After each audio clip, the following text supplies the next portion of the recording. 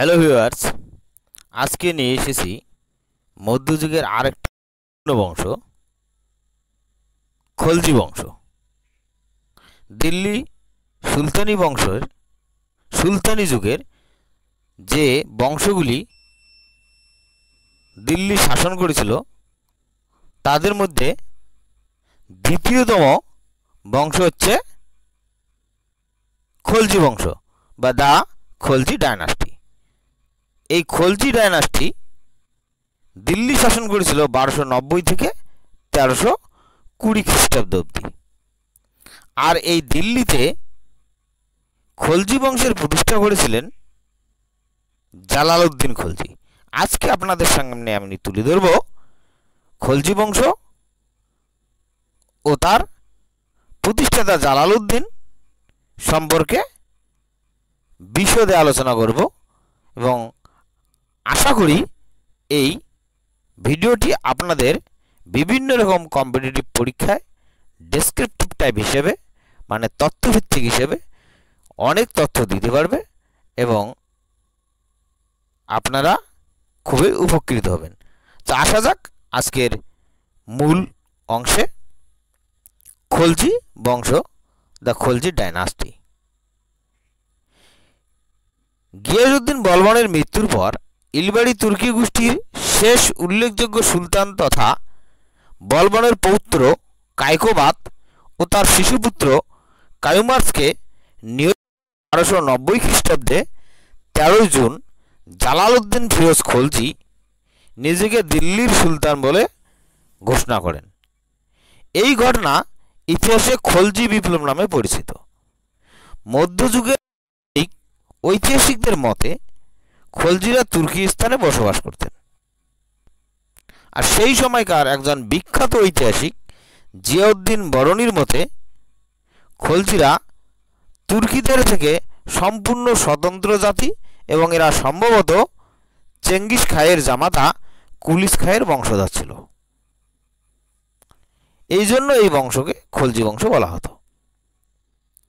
আবার অনেকে মনে করেন যে আফগানিস্তানের খলস নামক স্থানে সুদীর্ঘকাল বসবাসের জন্য এরা খলজি নামে পরিচিত ছিল। যা হোক,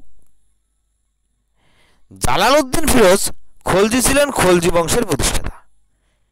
কিলগিরি প্রাসাদে 70 বছর বয়সে 1290 খ্রিস্টাব্দে জালালউদ্দিন খলজির অভিষেক ক্রিয়া সম্পন্ন হয়। পরে তিনি জালালউদ্দিন ফিরোজ উপাধি গ্রহণ করেন। কায়কোবাদের আমলে জালালউদ্দিন শির-ই-জাহানদারি আর্চ-ই-মামালিক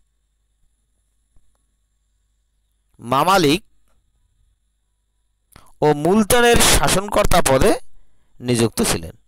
তিনি ছিলেন প্রজাহিতৈষী ও উদারতার প্রতীক। ক্লিমেন্সি কিং ফাইরুজ নামে পরিচিত ছিলেন। ভূতপূর্ব সুলতান বলবনের ভ্রাতুষ্পুত্র কারা বা অযোধ্যার শাসক মালিক চাজ্জু 1290 খ্রিস্টাব্দে বা সালে বিদ্রোহ ঘোষণা করলে ফিরোজ চাজ্জু ও তার সহচরীদের পরাজিত করেন। জালালউদ্দিনের আমলে 1292 খ্রিস্টাব্দে মঙ্গল নেতা হালাগুয়ের পৌত্র উলুক, অনেকের মতে আবদুল্লাহ, প্রায় 1.5 লক্ষ মঙ্গল সেনাসহ ভারত আক্রমণ করেন এবং পরাজিত হন, মানে জালালউদ্দিনের কাছে পরাজিত হন।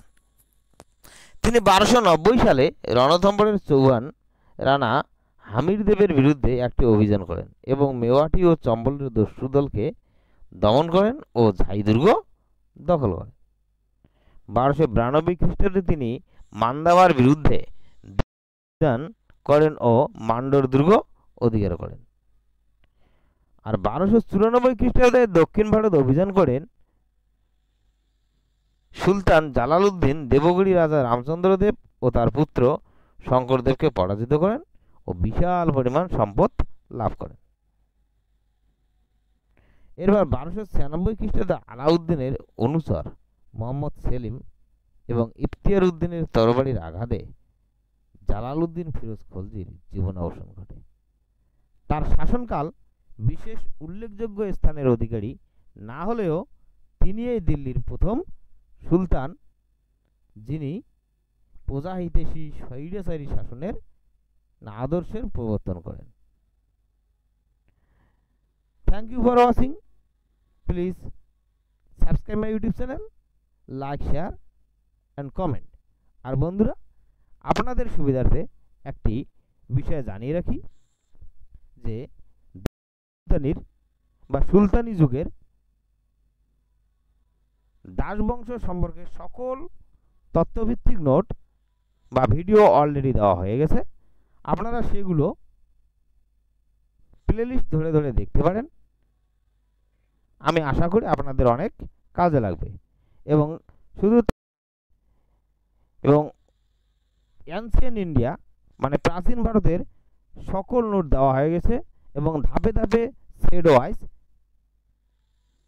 প্রশ্ন উত্তর দেওয়া হচ্ছে। আপনারা সেগুলো প্লেলিস্ট ধরে ধরে দেখতে।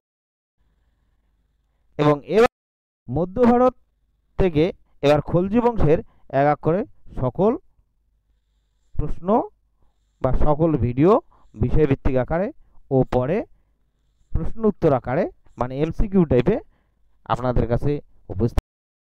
আপনাদের ভিডিওগুলি ভালো লাগলে অবশ্যই চ্যানেলটি সাবস্ক্রাইব করুন এবং চ্যানেলটি শেয়ার করুন। ধন্যবাদ। Thank you.